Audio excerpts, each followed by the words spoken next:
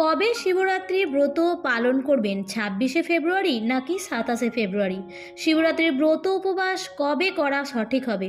মহাশিবরাত্রিতে কি নির্জলা উপবাসই থাকতে হয় নাকি সামান্য কিছু ফলাহার বা অল্প কিছু আহার করাও চলে?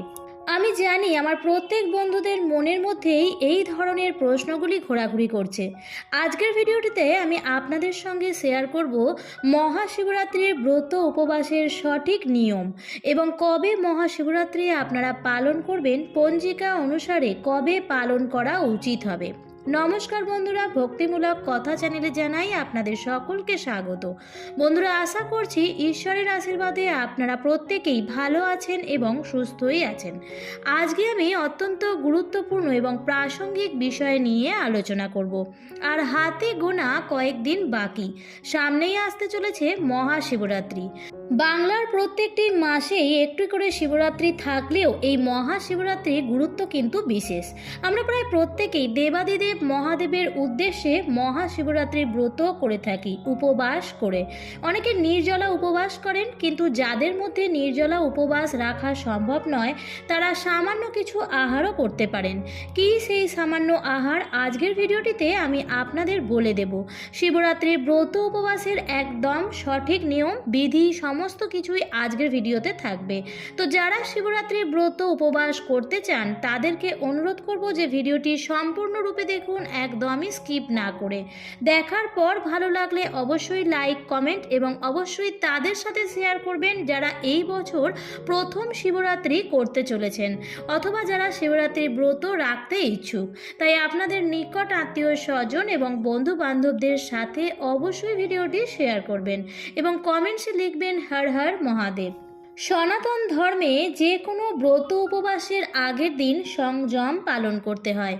মহাশিবরাত্রির আগের দিনও আপনাদের অবশ্যই সংযম পালন করতে হবে। সংযমে খাদ্য খাবারের কি কি বিধি নিষেধ আছে সেগুলি আমি আগে বলে দিচ্ছি।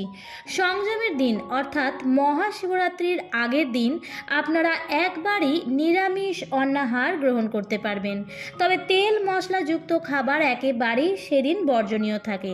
সেদিন অনেকেই সেদ্ধ ভাত, একটি সবজি সহযোগে সেদ্ধ ভাত গ্রহণ করে থাকেন একবার, আর সেটি আপনারা করবেন শিবরাত্রির আগের দিন। আর পরের দিন অর্থাৎ শিবরাত্রির পরের দিন যেদিন পালন করা হয়, আচ্ছা এখানেই বলে রাখি যে পালন ছাড়া কিন্তু শিবরাত্রির ব্রত অসম্পূর্ণ, আর এই পালন করা হয় কিন্তু শিবরাত্রির পরের দিন। সেটি কখন কিভাবে করবেন সেটিও আমি বলে দিচ্ছি। শিবরাত্রির পরের দিন শিব পুজো করার পরেই উপবাস ভঙ্গ করা হয় এবং অন্নাহার গ্রহণ করা হয়, এবং অবশ্যই সেদিনও তেল মশলাবিহীন খাবার, নিরামিষ খাবার গ্রহণ করতে হয়। এটি গেল শিবরাত্রির আগের দিন এবং পরের দিনের নিয়ম। এবার বলে রাখি, অনেক বন্ধুদের মনে প্রশ্ন হতে পারে যে শিবরাত্রি পালন কবে করব, ২৬শে ফেব্রুয়ারি বুধবার নাকি ২৭শে ফেব্রুয়ারি বৃহস্পতিবার? পঞ্জিকাতে কিন্তু দুটি দিনেরই উল্লেখ আছে। স্মার্ত মতে শিবরাত্রি পড়েছে বাংলার ১৩ই ফাল্গুন ১৪৩১, ইংরেজির ২৬শে ফেব্রুয়ারি ২০২৫ বুধবার দিন। আবার গোস্বামী মতে মহাশিবরাত্রি পড়েছে বাংলার ১৪ই ফাল্গুন ১৪৩১, ইংরেজির ২৭শে ফেব্রুয়ারি ২০২৫ বৃহস্পতিবার দিন। চতুর্দশী তিথি লাগার সময় অনুযায়ী দুদিনই শিবরাত্রি পালন করা যাবে। চতুর্দশী লাগছে বুধবার সকাল ৯:৪২ থেকে এবং চতুর্দশী থাকবে বৃহস্পতিবার সকাল ৮:৩১ পর্যন্ত। বন্ধুরা, যেহেতু শিবরাত্রির পুজো প্রতিটি প্রহরে পুজো দিয়ে হয়ে থাকে, তাই শিবরাত্রি ব্রত কিন্তু ২৬শে ফেব্রুয়ারি অর্থাৎ বুধবার দিন পালন করাই বেশি যুক্তিযুক্ত হবে, কারণ শিবরাত্রি সেদিনই পালন করা হয় যেদিনের প্রহরগুলি পাওয়া যায়। প্রথম প্রহর পাওয়া যাচ্ছে বুধবার সন্ধ্যা ৬:১৯ থেকে এবং রাত্রি ৯:২৬ পর্যন্ত। দ্বিতীয় প্রহর হবে ৯:২৬ থেকে রাত্রি ১২:৩৪ পর্যন্ত। তৃতীয় প্রহর হচ্ছে ১২:৩৪ থেকে ভোর রাত্রি ৩:৪১ পর্যন্ত। চতুর্থ প্রহর হচ্ছে ভোর রাত্রি ৩:৪১ থেকে সকাল ৬:৪৮ পর্যন্ত। পালন করা হবে বৃহস্পতিবার সকাল ৬:৪৮ 48 থেকে সকাল 8:54 মধ্যে।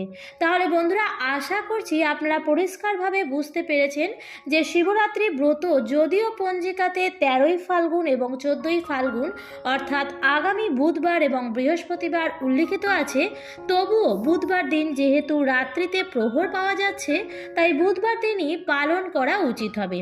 শিবরাত্রির উপবাসের সঠিক নিয়ম হচ্ছে সারা দিন নির্জলা উপবাস থাকা এবং নির্জলা উপবাস থেকে 4টি প্রহরে শিবলিঙ্গে 4টি জিনিস দিয়ে অভিষেক করে পূজা অর্চনা করে এবং পরের দিন শিবরাত্রি পারণের পুজো করে এবং রাত্রি জাগরণ করে শিবরাত্রির উপবাস রাখতে হয় এবং পরের দিন পারণের পুজো করে তারপরেই জল গ্রহণ করতে হয়।